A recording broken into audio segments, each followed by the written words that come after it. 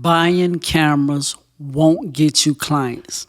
I know that is not talked about in the photography space, but it's the truth. Coming from a photographer that been in the game 10 plus years and I spent over $25,000 on camera gear and it did not get me consistent clients, you might be wanting to tune into this video because I've made a lot of mistakes by buying so much camera gear and it did not get me consistent clients. What I did realize is clients don't care what type of camera gear that we have. So why are we putting so much money into camera gear? I'm just going to break down to you why I went through those crazy mistakes of buying so much camera gear and it did not get me no clients. So you don't have to go through these mistakes because it will get ugly once you go down that lane. So a quick backstory on me, I spent over $25,000 on camera gear, right? Because that was the wrong thing for me to do. I didn't realize I was doing the wrong thing until I started getting in the credit card debt. And I realized I'm trying to quit my job, but I'm steady buying camera gear. And it did not make no sense because I did not have the consistent clients. I used to buy a $2,500, $3,000 camera body, but it took me a long time to make that money back. So that's when I realized this is not making no sense. So I need to stop buying this camera gear. And once I stopped buying the camera gear, I started to see consistent clients because I started to focus on marketing my business. So the first thing is marketing your business to the client that you want to book you. When I heard about that, I was like, that makes so much sense. Because before I was just putting out a bunch of reels on social media, but it was like reels geared toward other photographers. It was like topics in the photography space.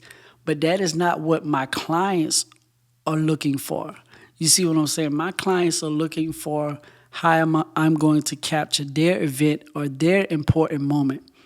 So I had to switch my targeting as far as doing the crazy reels. I had to focus on getting in front of the camera and talking about the things that my clients that I want to pay me for my services are thinking about, because they know that I probably can capture their moment, but I'm not speaking to them. You see what I'm saying? Once you start speaking to that audience that you want to book your services, now they'll be like, oh, okay, this is the guy that I want to work with. For example, me as a wedding photographer, when I first started creating content, I knew about the whole wedding day from start to finish. But the bride that is looking to book me as a wedding photographer, she probably has never been married. So she wants to know what to look forward to from a wedding photographer on a wedding day. Once you start creating content about that, now a bride is going to most likely book your services because she understands that you understand the process.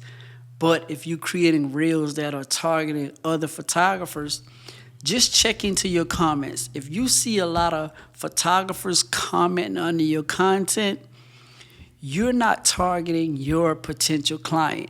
You see what I'm saying? Once you target your potential client, like me at the time, it was brides, and now it's the people in the real estate industry.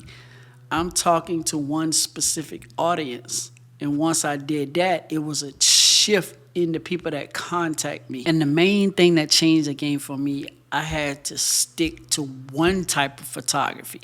Like when I began photography, just probably like you want to shoot portraits, events, everything up under the lens, you know what I'm saying? But that's not how you want to market your business, because people want to see that you specialize in one particular thing. Like say for instance, you're trying to charge a bride $3,000, $4,000 for a wedding, but they see that you're shooting portraits, events, sports. They see that you're shooting all those different type of photography. They're not going to trust you with their money. You see what I'm saying? They're about to spend that amount of money and you shooting everything. They're confused. But if you specialize in one type of photography, they are going to spend that $3,000 or $4,000 with you because they trust you more because that's all that you shoot. It's just that simple. It's hard to do it because as photographers, we see other photographers shooting everything, but that's not how you want to market your business. Majority of photographers out here do not know how to market. They know how to grab a camera and take some pictures, but they don't know how to market their business. Once you realize how to market your business, right, you're going to be that guy that books that person that wants your services. They're going to understand you because you're creating that type of content for them. You're answering all the problems that they have in their head, and they be like, oh, okay, this is the person that's going to take my wedding photos because that's all they talk about, how they specialize in taking wedding photos. I know everything about a wedding day because of this person. And I know you're probably thinking like, yo, it can't be that easy.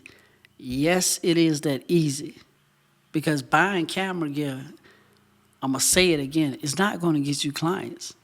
It's not, because you've done that. You're still probably doing that, but it did not get you consistent clients.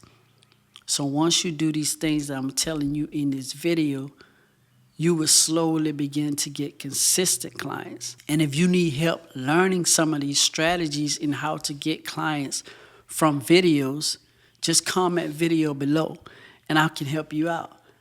But you have to understand, like, yo, cameras are not going to do it. Learning how to market your business is literally how you get clients.